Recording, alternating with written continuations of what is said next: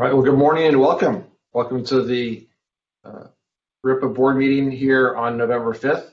We're, of course, having this meeting virtually due to the current restrictions in place from the COVID-19 pandemic. I'm glad to see everyone, all my fellow board members on the virtual call today. My name is David Swing. I'm a co-chair of the RIPA board, joined today by my colleagues, of course, on the board. We don't have a quorum as of yet, so we're going to take the agenda a little bit out of order. I'd like to introduce my co-chair, Sahar Durali, and see if she has any welcoming comments for this morning's meeting. Good morning, everybody. My name is Sahar Durali. I'm a co-chair of the RIPA board. I'm also an associate director of litigation and policy at Neighborhood Legal Services of Los Angeles. I don't have anything to add other than as with last time, if the board members could just say their names prior to speaking for closed captioning purposes.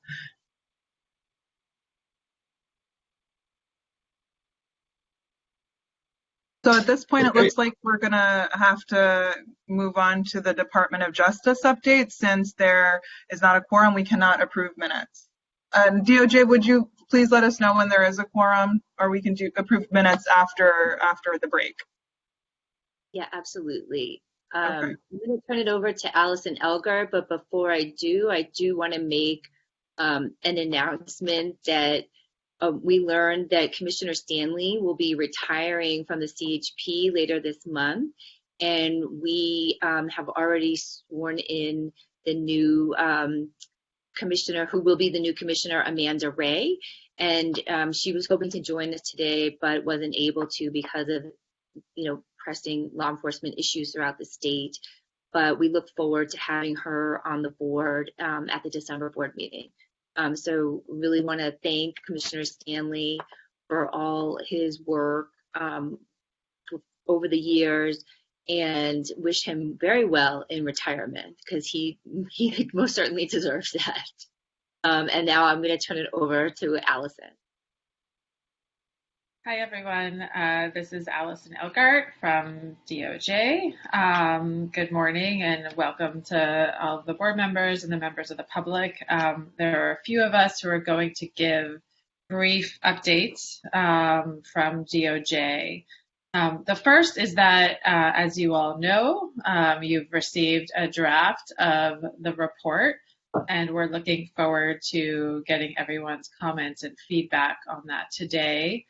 And we are, I wanted to just make sure that everyone knew that our next board meeting will be on Wednesday, December 2nd at 10 a.m. And that is also a teleconference meeting. And that meeting is to work on finalizing and getting final sign-off from the board on the RIPA report. So that's coming up in less than a month. Also at that meeting, I wanted to make sure everyone knew that we will be selecting a new co-chair, Sahar Durali, who has also served us incredibly well for these 4 years. Her term ends the end of December, so we will be electing a new co-chair to start on January 1st of next year.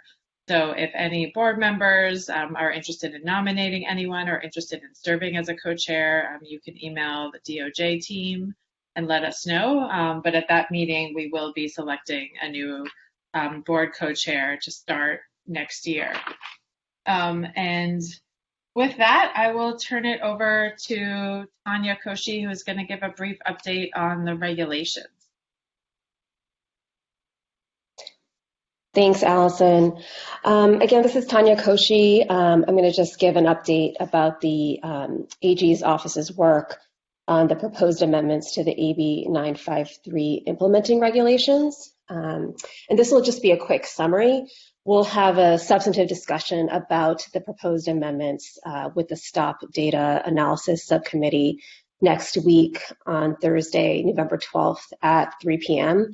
I encourage everybody to join that meeting, and on Monday of next week, we'll be providing the text of the proposed amended regulations and other documents that will be describing the proposed amendments.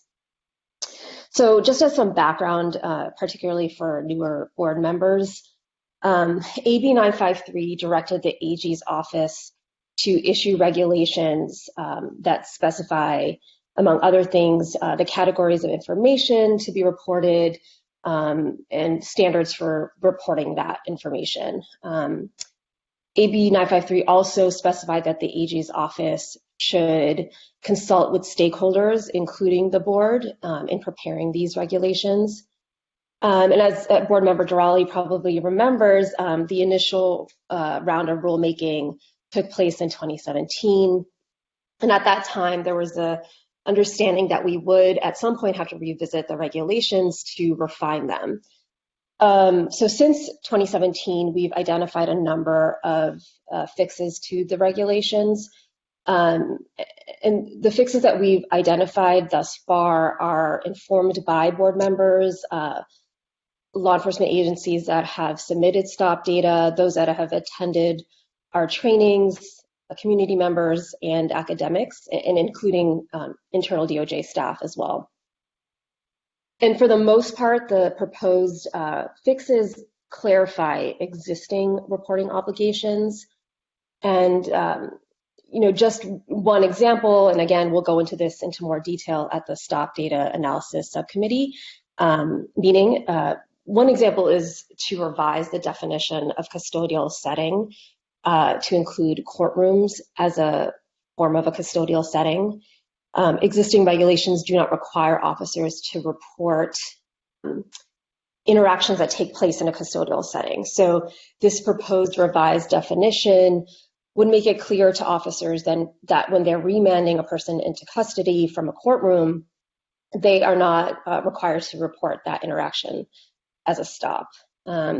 And we identify this proposed revision because we got questions from agencies about whether a remand would trigger an obligation to report. The proposed amendments are not likely to increase the time to complete a stop data form, and we think it may be likely that it may even reduce the time to complete that form, in part because several of the fixes that we've identified, like I said, make the existing obligations clearer and also make them more logical to follow for an officer. So our timeline starts with, workshopping these proposals with the Stop Data Analysis Subcommittee. From there, we'll refine those proposals and then have them go through our internal channels for approval. And our goal is in early next year, and that starts the rulemaking process, which gives the public 45 days to comment. And then we'll refine the proposals as needed based on those comments. We also intend to hold public hearings on these proposals. And our goal is to have them approved by the summer of 2021 and have the effective date be January 1st, 2023.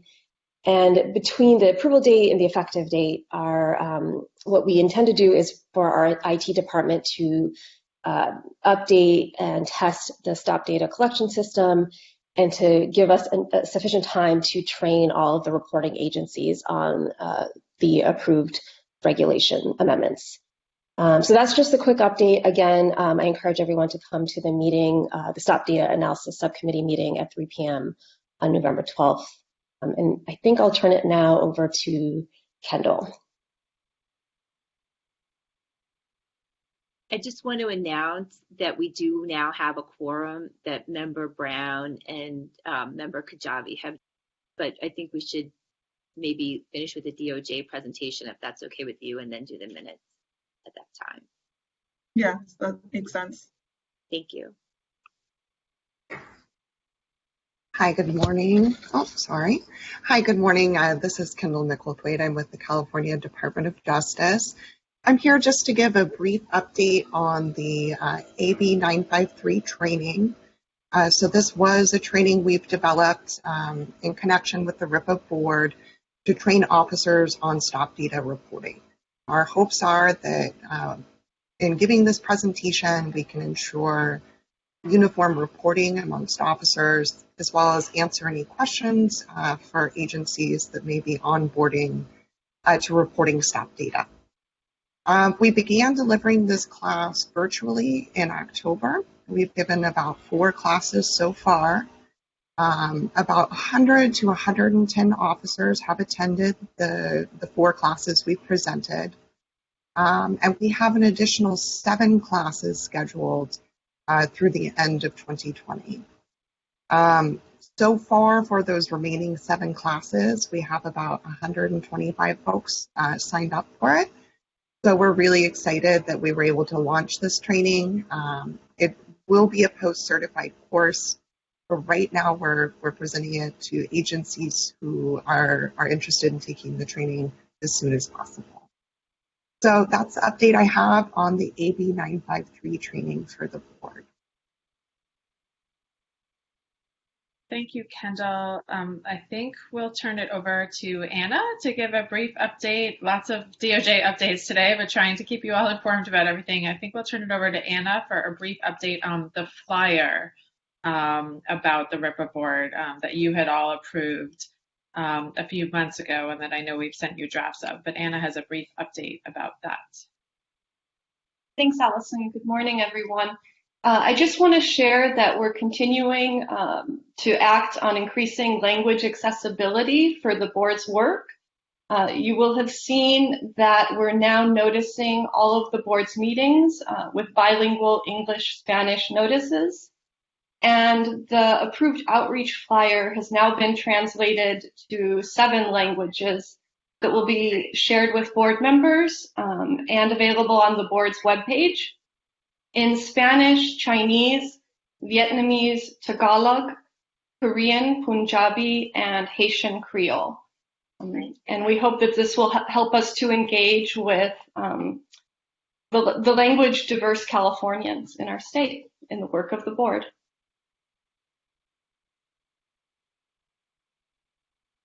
Thanks, Anna. And I think the last DOJ update, Kevin, are you available to give a brief update on the dashboard? Yes, I am. Hi, everyone. It's Kevin Walker, California Department of Justice Research Center. I briefly want to just go over, this is not a presentation or demonstration of the new dashboards, but the department has been working on 2 additional RIPA stop data dashboards and has updated the Open Justice website to reflect 2 new dashboards. So I want to share my screen right now so that I can just briefly show where to find these 2 new dashboards. So this is openjustice.doj.ca.gov. Hopefully you all can see this on my screen right now. And so this is the department's website for sharing open data.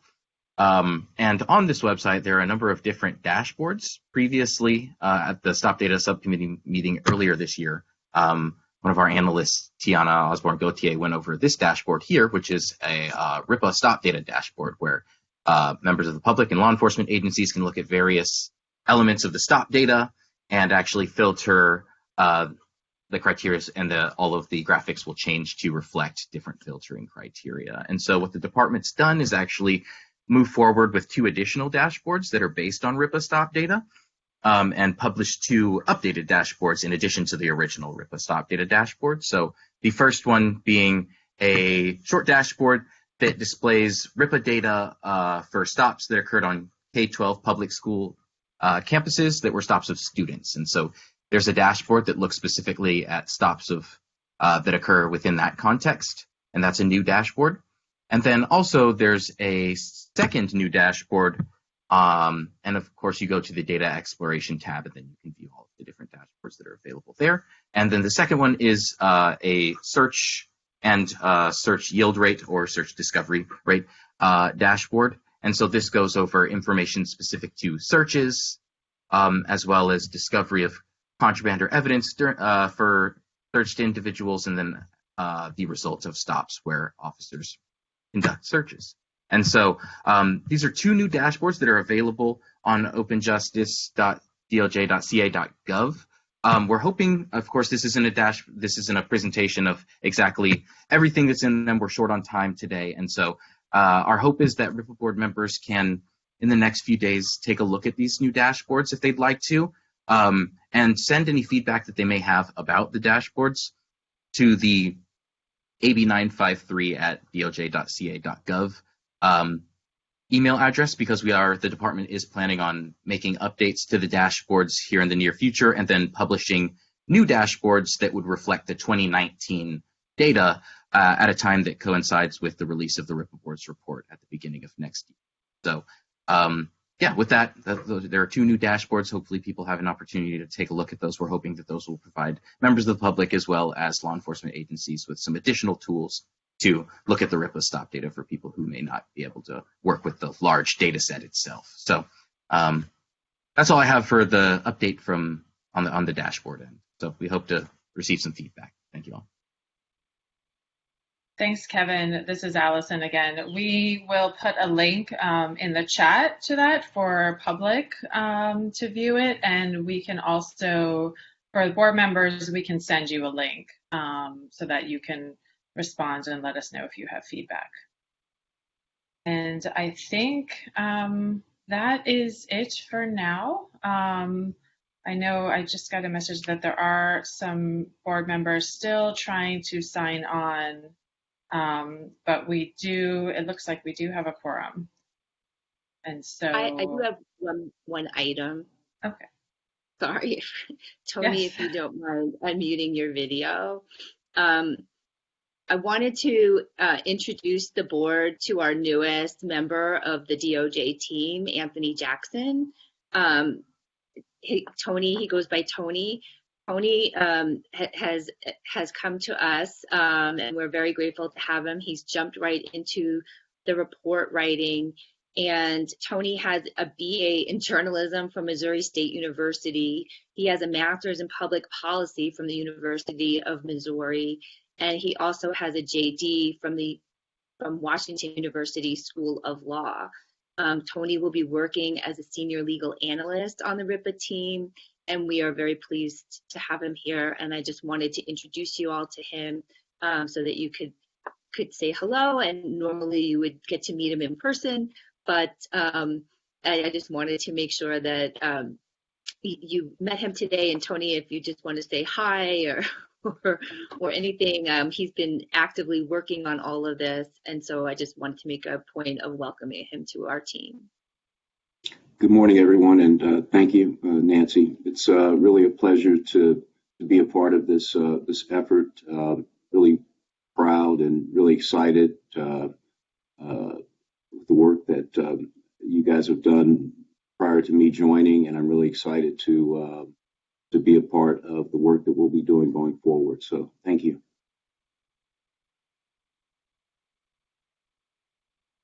Thank you so much. So that does actually end the DOJ portion, and I will turn it back to you, Sahar and Chief. Hi, okay. Well, thank you for the update to the DOJ, and welcome, Tony. We're really excited to work with you as a board. I think we should just make a quick motion to approve the minutes. Does anybody want to make the motion? The minutes from the last, oh gosh, what was the date of the meeting? Let me pull that up, sorry. The last full RIPA board meeting. Yeah, I don't have it. Does anybody have that handy? September 2nd. Okay, there you go. September 2nd board meeting. Is there a motion? I'd like to move to approve the minutes. All right, anyone? All right. We don't have to get a roll call for the minutes one, as I recall, correct? But all in favor first. Yeah. Aye. Maybe. Aye. Aye. We do the hand. We got it. Okay. Oh, do we have to do a roll call? I don't think so. No, I would just ask if there's any opposed. Okay. Anyone opposed? All right. So it looks like that motion carries. Sorry, just to double check that there are no abstentions as well. Okay, no abstentions. Thank you. Sorry, it's very clunky doing this on Zoom. Yes, or it Blue is. Jeans, rather. Okay. All right, so it looks like that motion carries. And the next item on our agenda are subcommittee reports. And we're going to first go to civilian complaints. And I believe LaWanda Hawkins will be providing that presentation. Yes, good morning, everyone. Okay, based on the meeting we had on October the 1st, on the video conference, the Department of Justice staff provided a copy of the civilian complaint metrics to be included in the 2021 draft RIPA report. It contains a review of the civilian complaint forms for the Wave 1 and Wave 2 law enforcement agencies reporting stop data. Early intervention systems. Per the subcommittee request, the Department of Justice staff provided an overview of law enforcement agencies' early intervention system and best practice published by the U.S. Department of Justice. The law enforcement agency uses EIS as a tool to improve officers' development skills by identifying potentially at-risk behavior prior to the need for disciplinary action. EIS has been around since the 1970s, with some examples found in court order consent decrees. It is an important tool for LEAs for accountability and integrity with the community they serve. The key components of an effective EIS are the abilities to identify the behavior, flag the behavior, and monitor the behavior. The first line supervisors and high-level supervisors' involvement and follow-through are critical to the system's success. Common indicators for EIS included officers' misconduct, community complaints, violation of body-worn cameras or in-car camera policies, use of force during an arrest, shooting, vehicles, pursuit, in custody injuries or death, and 3 or more citations in a single encounter. Common interventions were counseling, training, crisis intervention, or temporary relief of duty. U.S. Department of Justice recommends that each LEA have an EIS policy, that all officers know about the policy, that all officers receive training on the policies, and that there be an evaluation of the EIS outcomes. The Department of Justice staff concluded that the presentation with the example of EIS systems for Policy Department in Phoenix, Arizona, and Seattle, Washington. Information about their system can be found in the RIPA 2021 report. The subcommittee asked the Department of Justice staff to find out for a future report if racial profiling is a common indicator category in EIS, whether there is a third-party oversight of agency systems, for example, by an inspector general, and how the citizens' complaint indicator category is handled. Racial and identity profiling survey. The Department of Justice staff Department of Justice staff reported that there were 2 civilian complaint questions on the survey sent to Wave 1 and Wave 2 agencies. The response highlighted in the 2021 report draft, and all but one of the 15 agencies have responded so far. Next step, the subcommittee would like to know more about the effectiveness of the Phoenix and Seattle Police Department system and EIS system as a whole. If they prove effective, the board may wish to consider a EIS policy as a model for the California law enforcement agencies in the future. Any questions?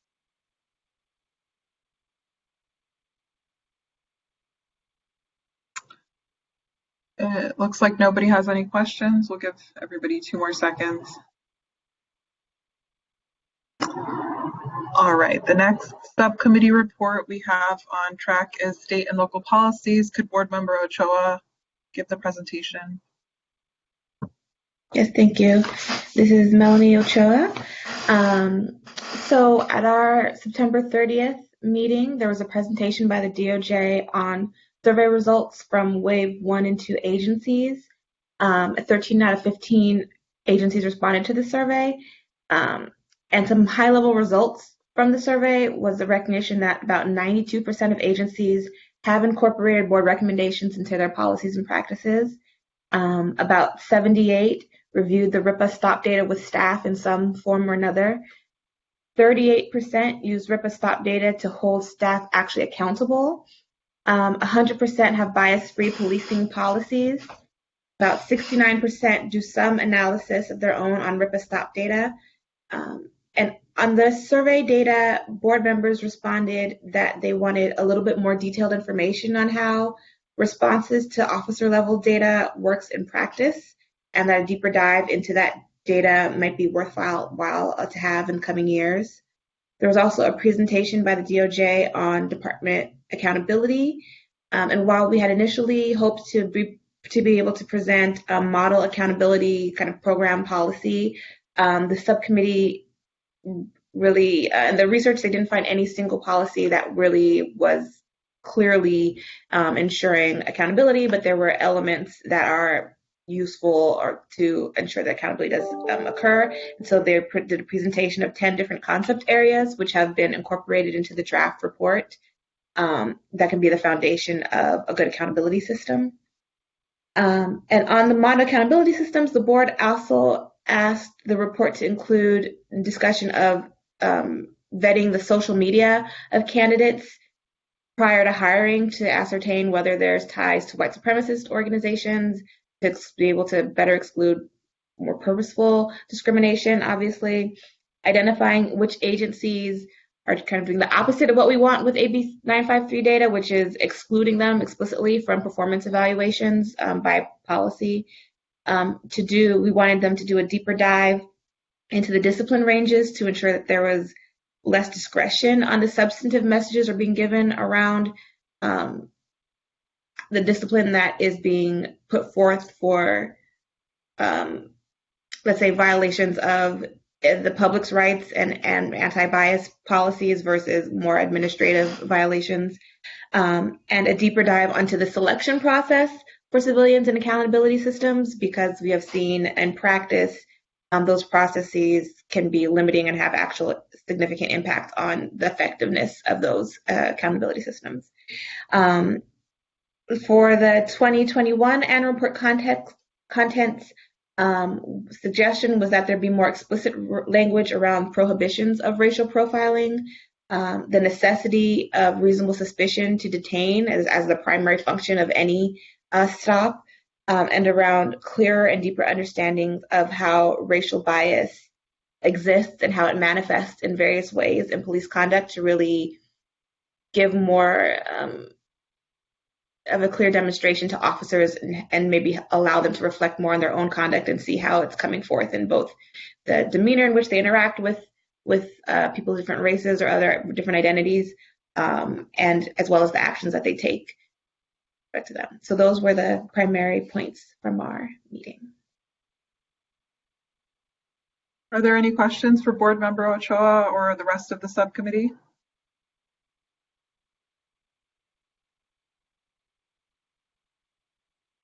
All right, so let's move on to our next presentation from thank you, Board Member Ochoa, for the presentation. Let's move on to the post-training and recruitment presentation from Board Member Brown. First of all, let me apologize. I had some difficulties getting on, and can I get a thumbs up if everybody can hear me? Thumbs up? Oh, goodness. And I'm very tech savvy, but I wasn't working today. So I'm Sandra Brown, retired law enforcement. I've been on the RIPA board as a subcommittee member and now as a chairperson. And I will be talking about our last meeting, and our highlights for our October 7th meeting for California post-training, peace officers, and standard training. The DOJ presented a PowerPoint overview of POST. The agency has a budget of $82 million and 135 staff members. It's a government-appointed commission of 18 members and holds 3 public meetings per year. Aisha reminded us of that on our last meeting because I did not know that that was available, and she put that out, so that's pretty good information, and that we can join those through these video conferences. So 3 meetings a year. To meet the requirements of AB 953, POST created 5 mandated courses, 2 for recruits, 2 for seasoned officers, and 1 for supervisors. The board has reviewed 2 of the 5 courses and made the following recommendations in the 2021 report. The subcommittee agreed to evaluate the remaining 3 AB 953 courses and recommended that post mandate a course for all officers to take annually in lieu of the once every 5 years. The board recommended a list of training course enhancements to post and wants to be consulted earlier in the course selection and development process.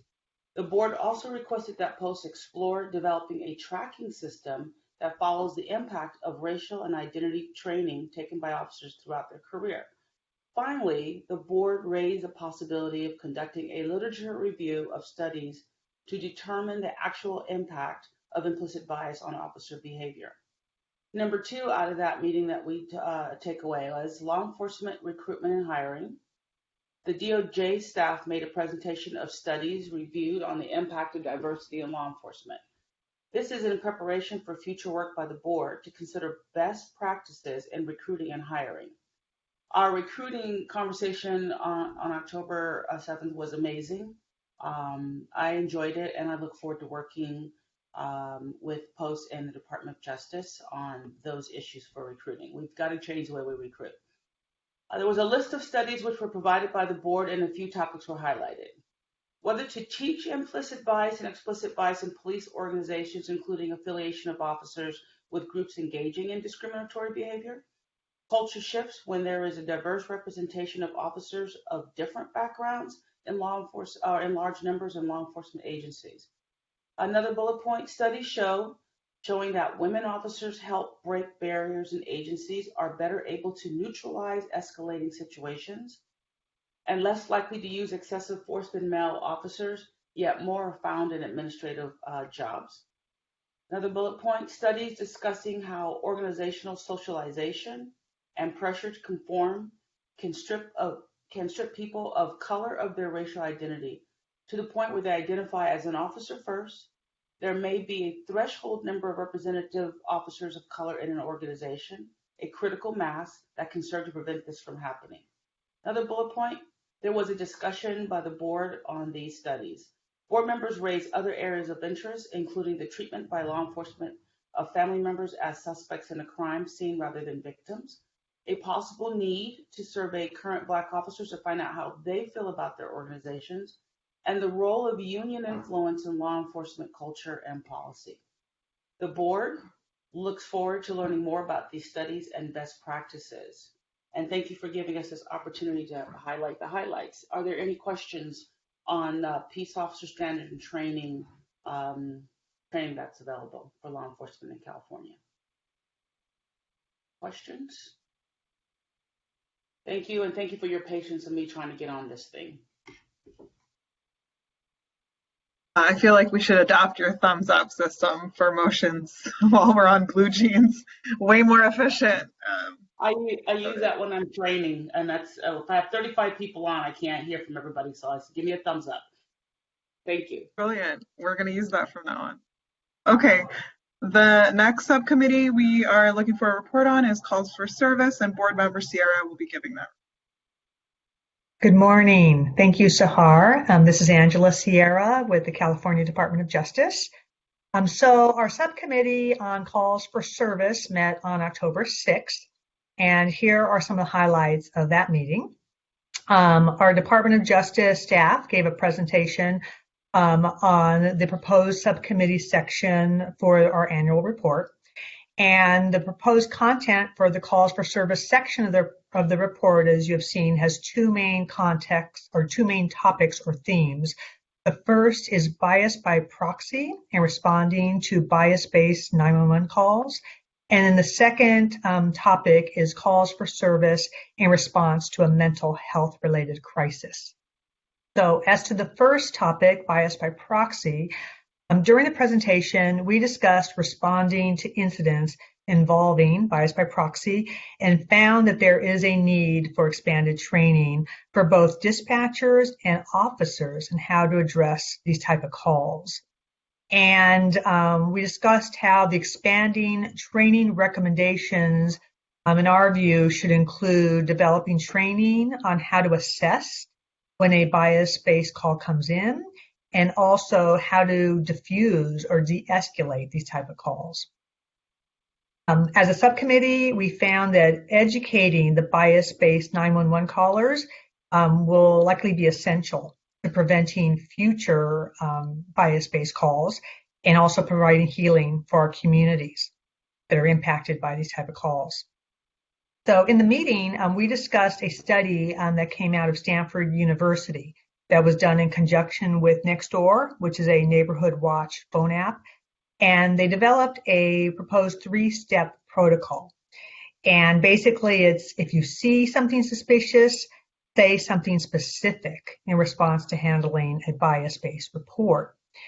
And the study found that what they call adding friction, or in other words, causing the caller to pause and think about what they really think is suspicious, more specifically about what they are observing, and then providing the caller with a definition of bias, that has been found to be highly effective in reducing profiling and bias-based calls.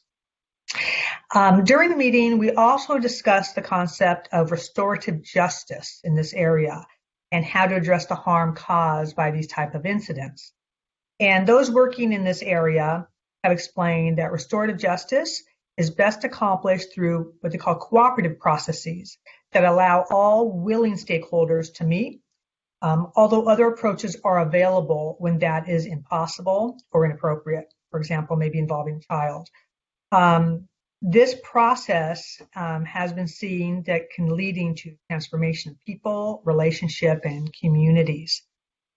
This method of restorative justice is presently being used by the New York City District Attorney to address the now infamous case of Amy Cooper, who made a false police report against Christian Cooper, a Black man who was bird watching in Central Park. As a subcommittee, though, we also discussed the issue of the importance of ensuring that stakeholders who are involved in this process are willing to be involved, and further exploring the type of situations where this may not be appropriate. And again, we started talking about incidents, for example, involving children. So that is an area that we're going to be further discussing as a subcommittee. The next topic that we talked about in the meeting was crisis response. And so this is our work in trying to make recommendations to improve crisis response to mental health related incidents. And so during our meeting, we discussed the history and evolution of the treatment of mental health conditions in our country, and that the urgency of reforms is self-evident because nearly 1 in 4 of fatal shootings in the past 5 years have involved someone experiencing. During our meeting, we discussed a range of different types of crisis response models. One is the CIT, Crisis Intervention Training. That is a model that comes out of Memphis, and it has been, I guess, the most popular type of training for officers responding to mental health incidents. We also discussed and learned about CAHOOTS, which is Crisis Assistance Helping Out on the Streets. And that's a mobile health clinic that arrives at the scene of a crisis and operates completely separately from the police. So in working on these issues, we concluded our meeting by talking about a vision for future reports in this area. And what we are hoping to do as a subcommittee is we would like to invite additional experts in the field of mental health to come talk to us to learn more about developing best practices around community responder models, in addition to best practices for improving police responses to bias-based calls. So this is a continuing work in progress for us. I feel like we've made a lot of progress already, but we're going to continue working on these 2 areas. So are there any questions with respect to calls for service? No. Okay, thank you very much.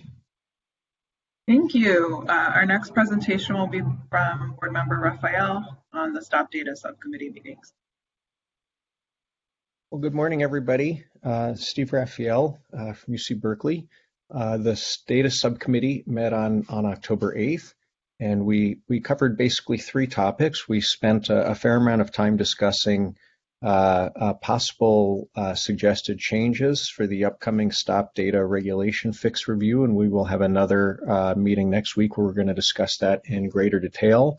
We heard a presentation from DOJ on additional stop data analysis that had been added in response to suggestions from board members. And then also we spent a little bit of time talking about next steps, trying to think creatively about ways that the stop data subcommittee might sort of expand in years to come to make the RIPA data more useful for policy analysis at the department level, and maybe to focus on modular topics. So in terms of the regulatory fixes, there were a number of things that were raised. Several members discussed the issue of perhaps adding information on where the individual who stopped by an officer lives, whether they're a local resident or whether they're from outside of the city. There was both interest in doing that to understand whether or not the American Community Survey is an appropriate benchmark, but also concerns raised about whether outsiders might be targeted for differential scrutiny. And so we had an interesting conversation about both. There was also a discussion about perhaps adding fields that might be able to provide context around, sort of subject actions that may have preceded officer actions. There were questions about whether or not perhaps the form could be changed so there would be better information on whether the individual who is being reported on as a passenger or a driver, or whether it's a bicyclist or a pedestrian stop. There was some discussion, and this wasn't necessarily about a regulatory fix, but about simply the issue of trying to figure out what the appropriate benchmark is. Perhaps use census data to figure out whether the daytime and nighttime populations of given cities differ. With again trying to figure out using basically place of work data and then also place of residence data to try to understand whether the ACS provides appropriate benchmarks. Aside from that, I guess there's one other important issue that came up in that discussion, and that was well, first of all, we thought it would be wise perhaps to try to canvass departments and figure out what types of questions they may be collecting or information they may be collecting that's not on RIPA, and if they're on our RIPA form, and if there's maybe elements that we believe might be particularly useful to look at. And one that has come up several times is information about parole probation status, whether somebody is asked, how they answer, and then everything that ensues on a stop. At the moment, basically, we can infer that only if someone is searched and the officer notes that the search was because of the community corrections staff of the individual. Next, we had a presentation by Kevin Walker where Kevin had gone over additional analysis that was added to the stops data for the report, and I think we're going to hear more about that today. So there was additional information on consent searches that basically showed race disparities or documented race disparities in being asked for a consent search, and the percent that are actually searched, and the overall rate of consent searches, and whether there's differences in discovery. We had a presentation on some new results showing the age profiles of discovery rates for searches for different racial and ethnic groups. And there were a few other things that were added as well. So there was quite a bit of additional research that was mostly digging in, looking at kind of cross tabulations of different dimensions in the data and adding more and more detail. In terms of our discussion of next steps, the issue was raised about perhaps the subcommittee can facilitate deeper dives into the data that might actually be able to be to uncover sort of policy issues and recommendations for individual departments. And to some degree, that was a response to what we had heard 2 subcommittee meetings ago from the group in Connecticut that not only collects state data, but then actually helps drill down to look for patterns that might be relevant to specific departments, and then also provide some technical assistance to departments on how to analyze the data and look for practices that might be creating disparate impact. And then we had also raised the issue of whether it might be worthwhile to focus on special topics from year to year, whether one year we might want to have a segment on mental health, or one year we might want to have a segment on consent searches. And, and that could be sort of addendums to reports or appendices to reports that might just illustrate things that could be done with the data for departments to emulate. And that's my report. So are there any questions? No? Okay. Well, thank you.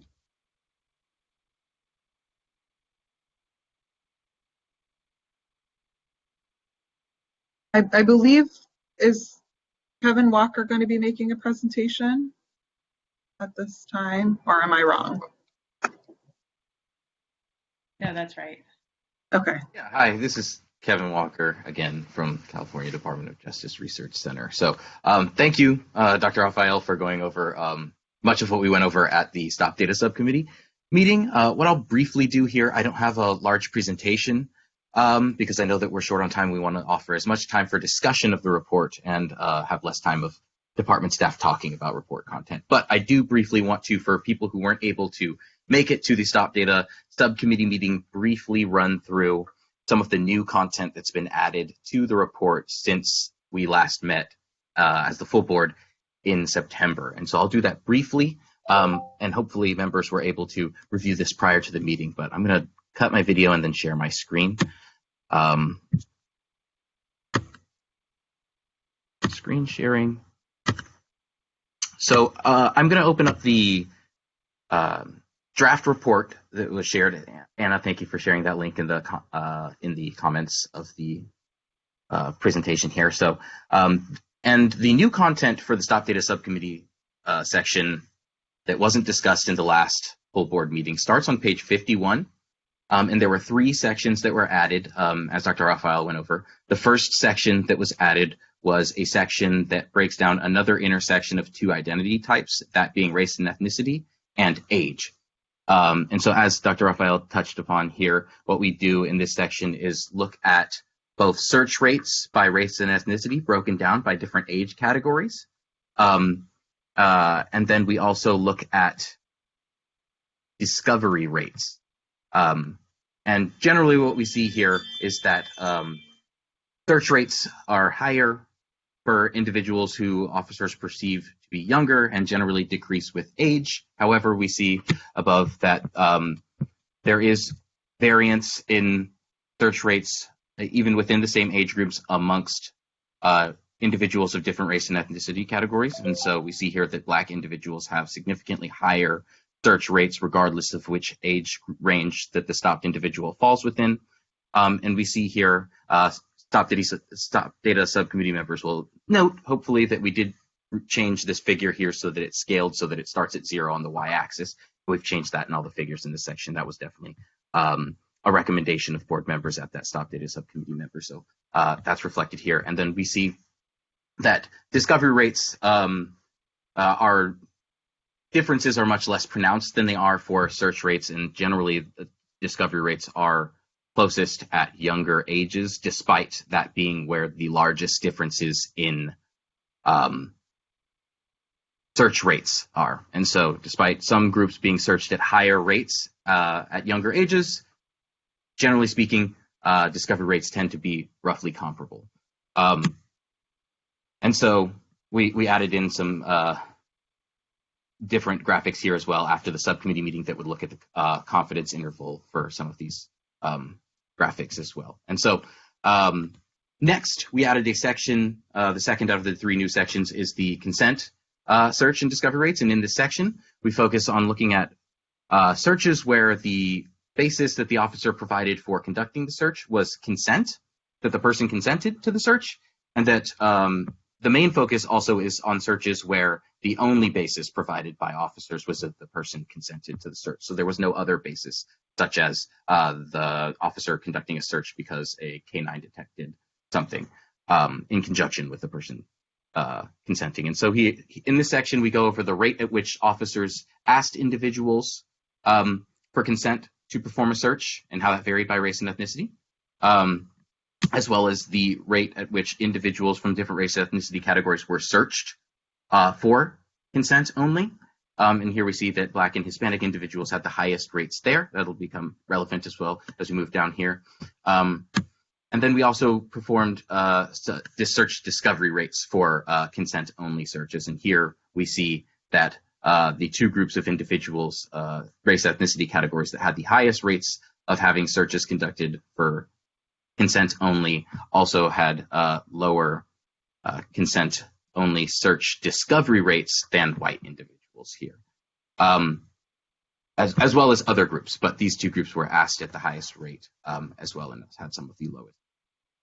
And the final new section that's been added since the September full board meeting is the known supervision search and discovery rate section. And here we look at search both the proportion of individuals who were stopped in the 19 data, who were stopped because officers knew them to be on some form of formal supervision, and how that varied by race and ethnicity.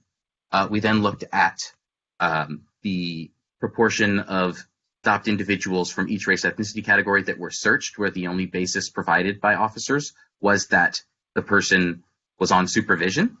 And here we see that those rates vary greatly between the highest rate of that being of Black individuals and the lowest rate being Middle Eastern, South Asian individuals. And then we also conducted discovery rates for these searches here. And you can see with the navy blue bars in figure 39 on page 66 that all race and ethnicity groups of color had lower discovery rates for searches where the only search basis provided was that the person was. And so that's a brief run through of the new content that was added. That's about 15 new pages of content to the stop data analysis section. There are also some additional appendix tables, footnotes that were added throughout that address some other comments that we've received as well. But I want to make sure that we give enough time for board members to discuss not only this section, but the rest of the sections of the report too. So hopefully that gives board members an understanding of kind of what's been added since that last full board meeting. And we'll be here to answer questions as the board and members of the public continue the discussion today. So thank you. Thank you, Kevin. All right, so are there any questions, or are we reserving them for discussion? Maybe we should reserve them for discussion of the report and now move on to public comment. Does that sound good? Okay. So I know we had discussed limiting public comment to 2 minutes per individual, and I'm going to hand it over to Aisha from the DOJ. Okay. Good morning, everyone. Do we have any public comments? And as the co-chair Raleigh mentioned, you will have 2 minutes. And so at the end of 2 minutes, I will politely let you know. Aisha, I think you're cutting out. I think you're cutting out a little bit. Okay, can you hear me now? Is that better? Yes, much better. Oh, okay. My speaker is on the left side of my computer. So for those who are making a public comment, we are welcome you. And just as a reminder, as Co-Chair DeRaleigh said, you will have 2 minutes, and I will let you know when those 2 minutes are over. And just know that there's another opportunity for you to provide public comments later on in the agenda after the discussion of the report. So with that, do we have anyone in the northern part of California who would like to make a public comment?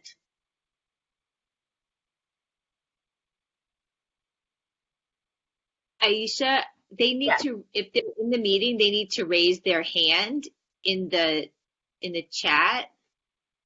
Yes. So please raise your hand and identify if you would like to make a public comment, please.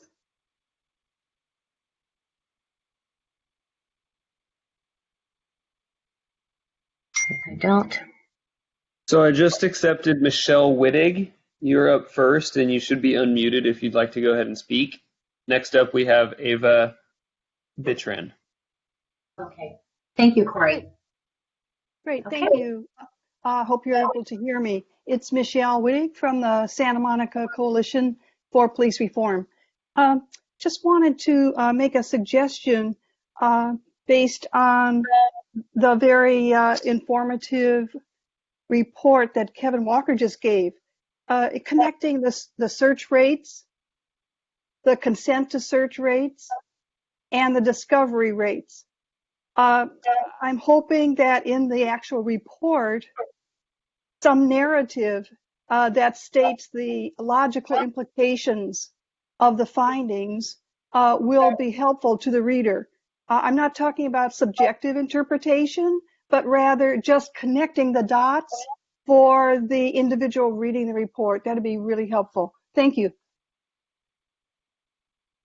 Thank you, Michelle. Next speaker, please. Can you please go ahead? Hi, good morning. This is Ava Bitran. I'm a staff attorney at the ACLU of Southern California. Thank you so much for this opportunity to provide comment.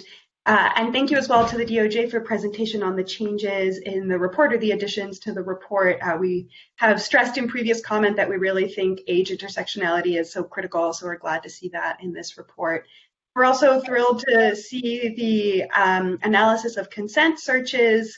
You know, this data confirms what impacted people have been telling us for a long time, which is that consent searches and high discretion searches are central causes of racially biased policing. And as reflected in the letter that we sent earlier this week, we urge the board to make strong policy recommendations on this subject. We know that jurisdictions in California, including San Diego and potentially Los Angeles, are considering consent search bans, which have been successful tools for reducing biased policing in other cities outside the state.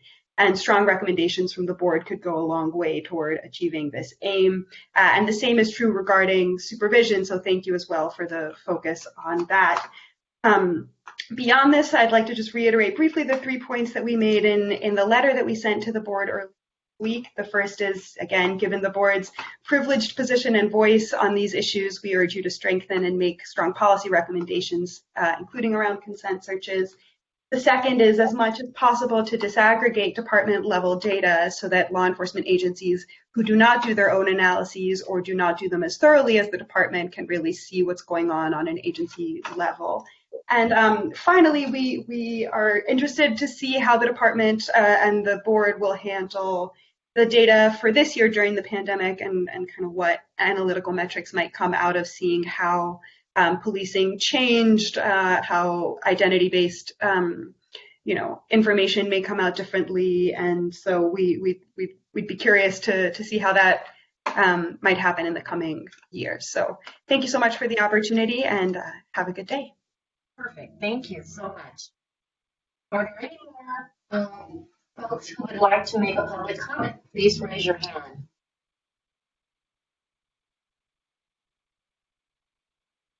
Anyone else? All right. Co-Chair Raleigh, I think that's it for public comment right now. And again, there will be another opportunity. So, well, we turn it back over to you. Yes, so we are going to be taking a 30-minute break, or should we? I mean, we're a little ahead of schedule. Yes. Let's take a 30-minute break and come back at 11:30, if that's okay with everybody. And at that point, we'll discuss the 2021 draft report.